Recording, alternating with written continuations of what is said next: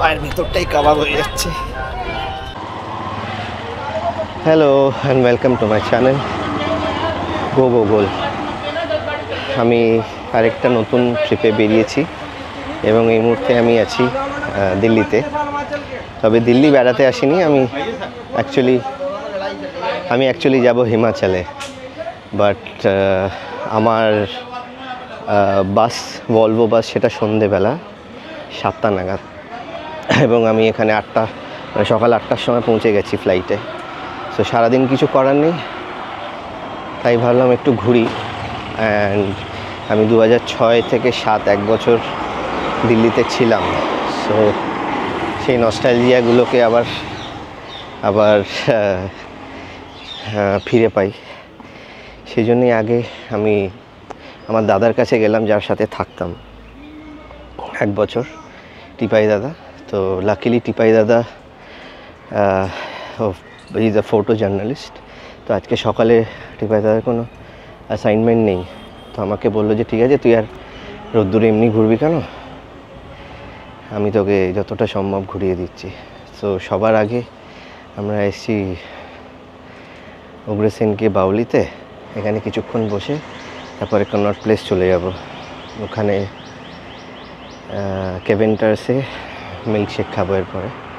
But আগে উগ্রসেনকি বাউলিটা দেখে নিই। খুবই সুন্দর জায়গা।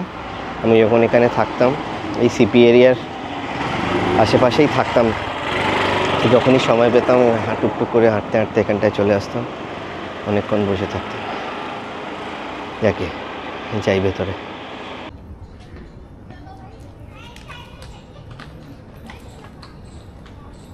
উগ্রসেনকি বাউলি কনট প্লেস সিপি থেকে ওই অ্যারাউন্ড 1.5 কিলোমিটার হবে।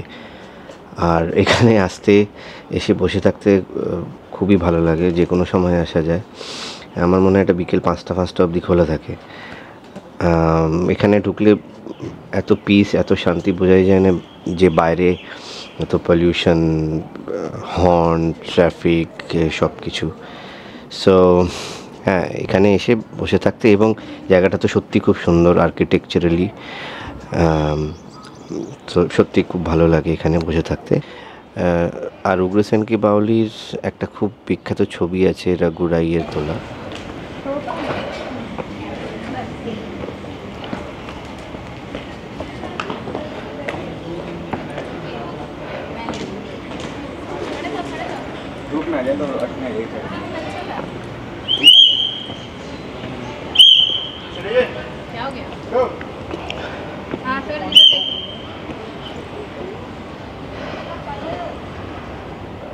না, এবার এখান থেকে বেরোতে হবে।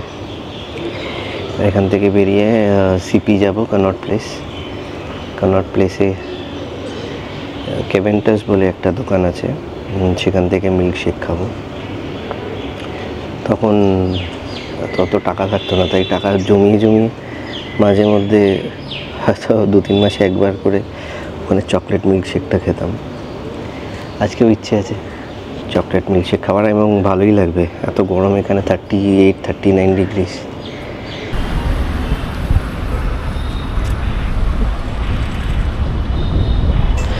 কনট প্লেস আসতে সবসময় বরাবরই খুব ভালো লাগে। এখানটা অনেকটা আমাদের পার্ক স্ট্রিটের মতন, মানে ঘুরতে খুবই ভালো লাগে। এত সুন্দর সুন্দর দোকান রয়েছে, আর্কিটেকচার রয়েছে, প্লাস এত লোক বসে বসে একটা জায়গায় লোকেদের অবজার্ভ করা যায়। খাবার প্রচুর অপশানস রয়েছে, দোকান রয়েছে খাবারের। আর এছাড়া সিপির মাঝখানে, রাজীব চকের মাঝখানে একটা সুন্দর পার্ক মতন রয়েছে। তো বিকেলের পরে ওখানে বসতে ভালো লাগে। ইন্ডিয়ার একটা বিশাল ফ্ল্যাগ রয়েছে।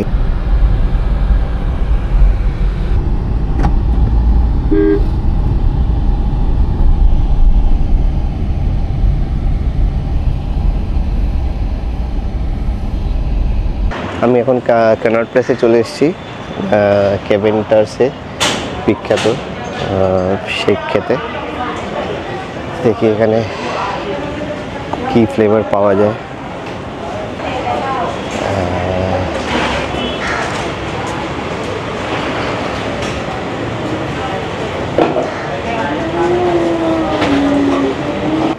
ওমা, দোকানটার নাম আর ক্যাভেন্টার্স নেই, শেক স্কোয়ার হয়ে গেছে। अच्छा, एक चॉकलेट मिल्क शेक दे दीजिए। सर पीना टेक अवे? Take away 120। एक चॉकलेट टेक अवे ग्लास में है।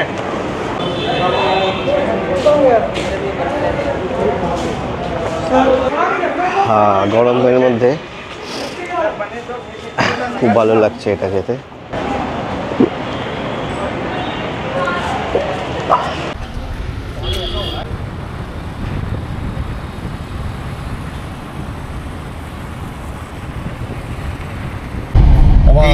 এটা বারাখাম্মা রোড তো? হ্যাঁ, এই বাস স্ট্যান্ড থেকে বাস ধরতাম। আর এখানে ব্লাস্ট হয়েছিল। রাইট। তখন তো নেই এখানে, সবে গেছি, তার পরের বছরই বোধহয় হয়েছিল। তো মিল্কশেক খাওয়ার পরে আমি দাদাকে বললাম যে আমি একটু লাঞ্চ করতে চাই ওল্ড দিল্লিতে জামা মসজিদ এরিয়ায়। তো দাদা আমাকে ওখানে ড্রপ করে দিল আর বললো যে তোর স্যাকটা আমার গাড়িতেই রেখে দে, খাওয়া দাওয়া হয়ে গেলে আমার অফিসে চলে আসবি আইটিও মেট্রো স্টেশন হয়ে, আর তারপরে you can collect your bag, আর তারপরে চলে যাস বাস স্ট্যান্ডে বিকেলবেলা। আরে এই ঢুকে গেলাম ওল্ড দিল্লিতে।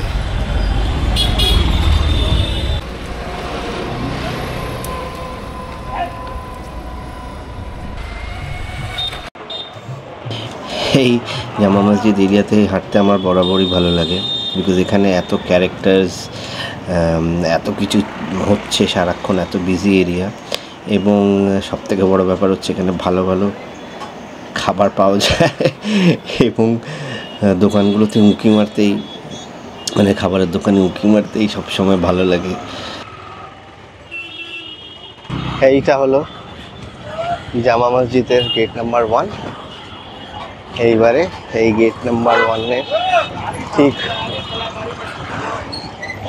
উল্টো দিকের গলিটা থেকে ঢুকে যাব, যে গলিটার মধ্যে বিখ্যাত সব দোকান আছে। আমি আপাতত এখন আগে যাব রাহমাতুল্লাহ বলে একটা দোকান।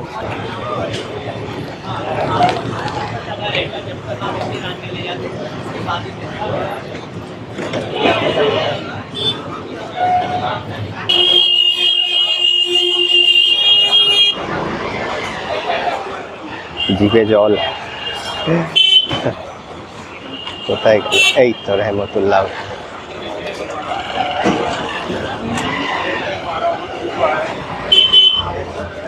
ও বাবা, কি ভিড়! জায়গা হবে কিনা কে জানে। যা বলেছিলাম জায়গায় একদমই নেই, আমাকে একদম কোনার সিটে দিয়েছে। ঠান্ডা আছে ও জায়গা যাই হোক, বেশি কিছু অর্ডার দিকে গরমে কিমা দিয়েছে আর দুটো রুমালি রুটি দিয়েছে। वेट करो, आप लोग नहीं आ रहे हो कैमरा, सिर्फ मैं।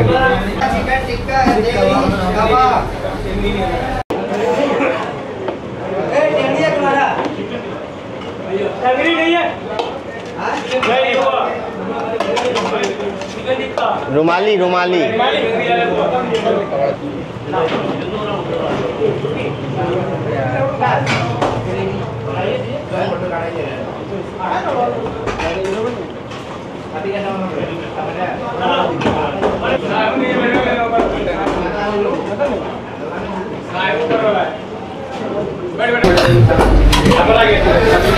কিমাটায় শুধু কিমা নেই, এর মধ্যে কালিজিও আছে, মুরগাও আছে, অর্গানস আছে। ভালো আছে মোটামুটি।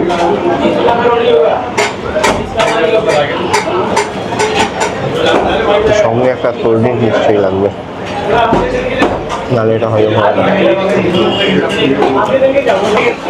ভাই। कितना हो गया? और आपका कीमा और रुमाली और थम्स अप 7, 5, 12, 13, 13.5, 135। 135 এখানে টোটাল 135 টাকা হলো। সব জায়গায় ক্যাশ চাইছে, আগে এটিএম খুঁজতে হবে।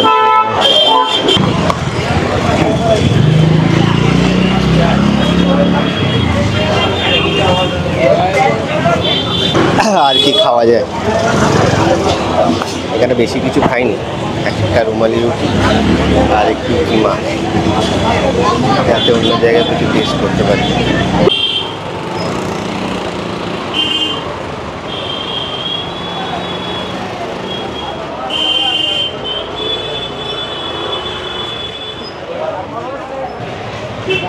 না, এখানে সেরকম ইন্টারেস্টিং কিছু পাচ্ছি না, আর অনেক দোকান বন্ধ, বিকজ কালকে ঈদ ছিল। তাই জামা মসজিদের সামনেটাই যাই। আর এই জায়গাটা জাস্ট একটা অন্য টাইম জোনে এখনও আছে আর কি। মানে 20 বছর আগেও জাস্ট এরম ছিল, আমার মনে হয় 30-40 বছর আগেও বোধহয় এরমই ছিল। আমি অ্যাকচুয়ালি ওই ফেমাস দোকানগুলো খেতে চাই না, মানে আল জাওয়াহার আছে, তারপরে করিমস আছে, এগুলোতে খেয়েছি আগে অনেকবার। এবার অন্য কিছু ট্রাই করতে চাই। কাবাব হলে ভালো হয়।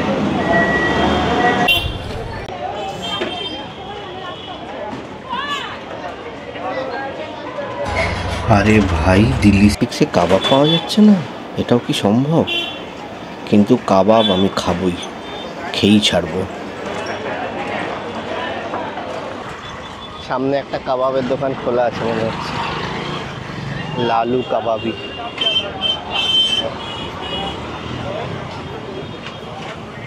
भाई कबाब मिल जाएगा? हाँ जी, हाँ जी। कितने का है? दोनों चिकन का, मटन का। और मटन का? मटन के 200 के 4। 4 ही लेना पड़ेगा, 2 नहीं ले सकते? 4 आता है, आपने 4।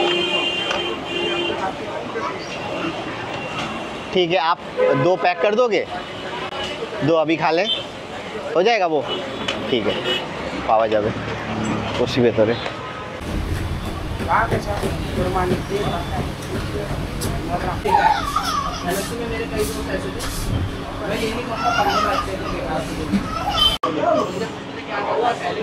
अच्छा, इतना बात ছিল না। ब्राउन मटन रुमाली लेंगे आप? नहीं,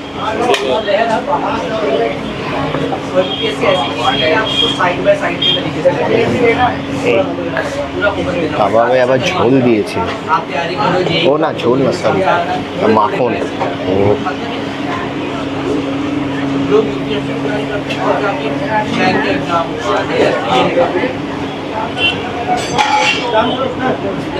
मेरा भाई चावल, वाइट चावल,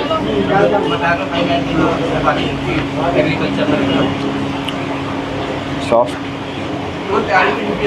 জুসি, সুন্দর মাখন দেওয়া। মানে এরম কাবাব খেতে আমি অভ্যস্ত নেই, মাখন দেওয়া। কোনো কথা হবে না।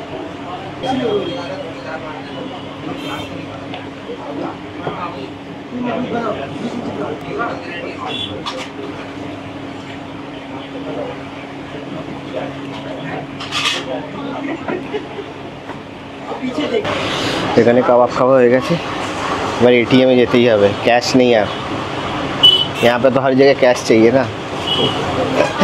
एटीएम इधर है आगे, चौड़ी बाजार। SBI का है ना शायद। ঠিক है, তাই গরমে হাঁটতে হবে এটিএম এর জন্য। ঠিক আছে, চলো।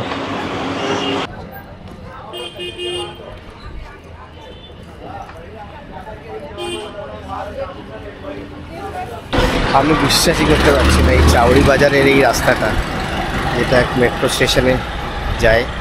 এর আগে যতবার এসেছি মেট্রো থেকে নেবে এখান দিয়ে হেঁটে এসেছি, এবং এখানে হাঁটার জায়গা থাকে না।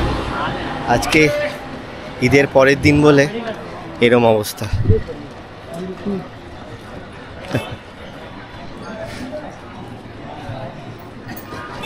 অনেকটা হাঁটার পরে ভেতরে ঢোকার পরে এখানে একটা এটিএম পেলাম, লোকেরা দেখিয়ে দিল, নাহলে নিজের থেকে পেতাম না।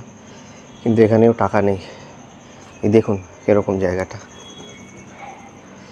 এই হচ্ছে ছোট্ট বাজার, এইখান দিয়ে গলিটায় ঢুকে এটিএম, আর এইটা হচ্ছে মেন রাস্তা। এখানে সামনে আরেকটা দেখতে পেয়েছি কোটাক মাহিন্দ্রা।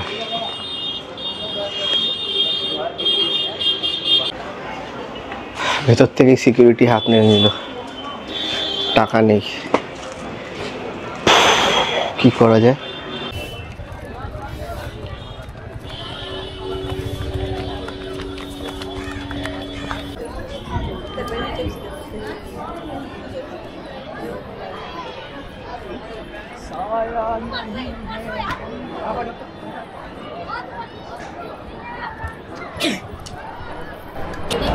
এখানে সবাই লিটারালি ছোটাছুটি করছে, কারণ সবাই খালি পায়, আর মেঝেটা খুবই বড়, সেগুলো হাঁটার জন্য এরকম ইয়ে করা আছে, রাস্তা বানানো আছে, বাকি মজাটা পড়ে আছে।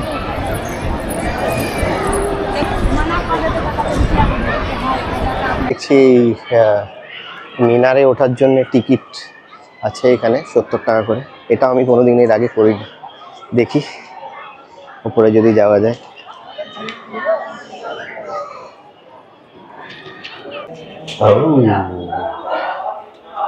এইখান দিয়ে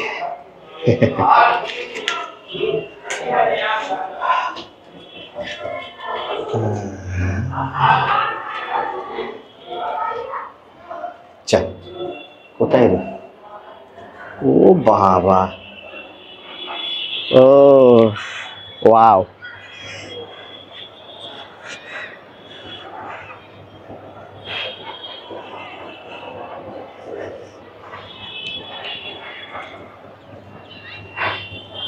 আচ্ছা এখানেও কিন্তু খালি পায়ে আসতে হয়েছে, শুধু একটা দড়ি পাতা আছে,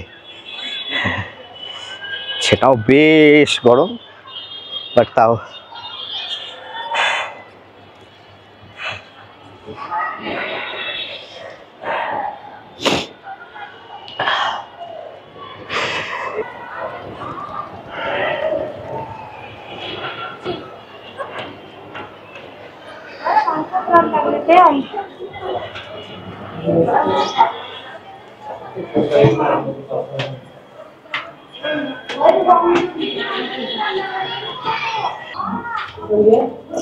আরেকটু উপরে, ও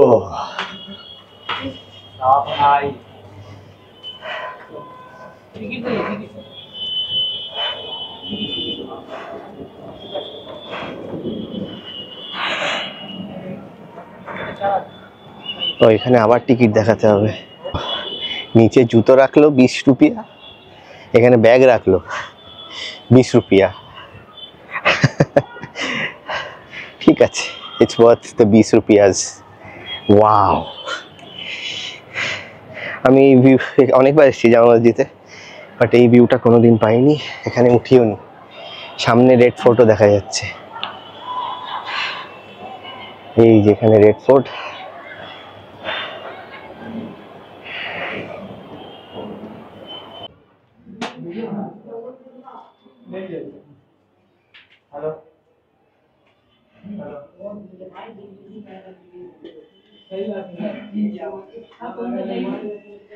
ओहो हो, एक मिनट जाइए जाइए।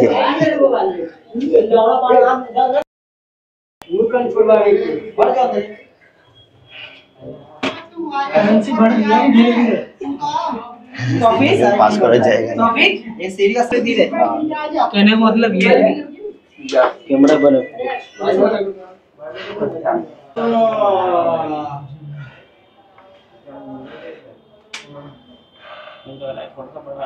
অনেকটা। নিচে একজন বললো জীবন না পড়ে প্রচুর ভিড়, বুঝতে পারছি না কি করবো, যাই আর ভিডিও করবো না, করে গিয়ে দেখি কি দেখা যাচ্ছে।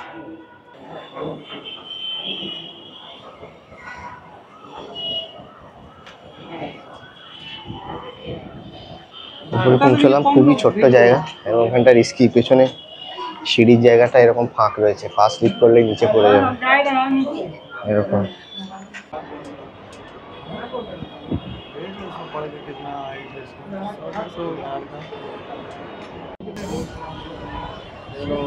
এইখানে রেড ফোর্ট দেখা যাচ্ছে, প্রচন্ড হাওয়া এখানে। না বেশিক্ষণ দাঁড়াবো না, অনেক লোক আসছে, বরং নিচটায় গিয়ে, যেটা মাঝখানের ফ্লোর ছিল ওখানে যাই, ওখানে ভালো ভিউ আছে। আর আমি এখানে ডিএসএলআরটা এনেছি, কিন্তু ব্যাটারিটা সেই ব্যাগে রয়ে গেছে, যেখানে রাখলাম আর কি, ওই 20 টাকা দিয়ে। নিচে দেখা হচ্ছে, এখানটা বসে অনেকক্ষণ রেস্ট নিলাম, এখানটা হাওয়া আছে আর ভিউটাও খুব ভালো। ডিএসএলআরে কিছু ছবি তুললাম, ফোনে ছবি তুললাম।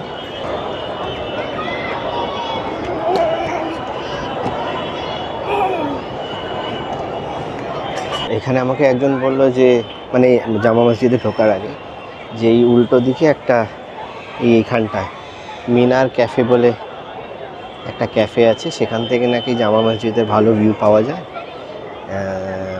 তো আপনি ওখানে যেতে পারেন।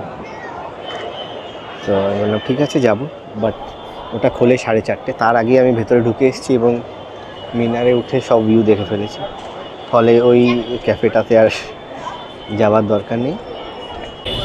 পেয়েছি জুতো, পেয়েছি, ভয় ছিলাম, কোনো টোকেন কিছু দেয়নি।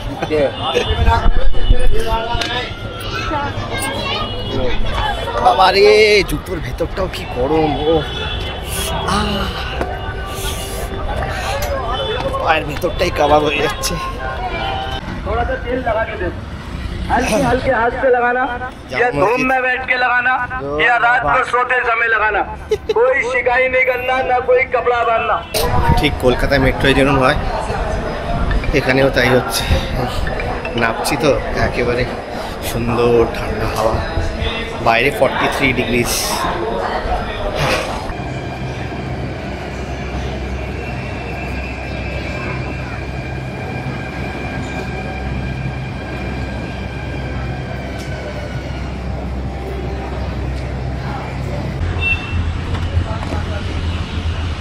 এইখানে এসে দাদাকে তো পেয়ে গেছি, একটু ভেতরে গেলাম, অফিসের ভেতরে হাত মুখ ধুলাম, আর দাদার এখন কোনো কাজ নেই, তাই আমাকে বলছে যে কাশ্মীরি গেট ছেড়ে দেবে, আমার মানালির বাস ওইখান থেকে। সো দিল্লির এই ছোট্ট আমার ট্রিপটা, নস্টালজিয়া ট্রিপটা এই অবধি থাক। হোপফুলি যতটুকু আমি নিজে এনজয় করেছি আর যা দেখিয়েছি আপনাদের হয়তো ভালো লেগেছে। আর আপনাদের সঙ্গে দেখা হচ্ছে নেক্সট এপিসোডে, from Delhi to Manali. Tata.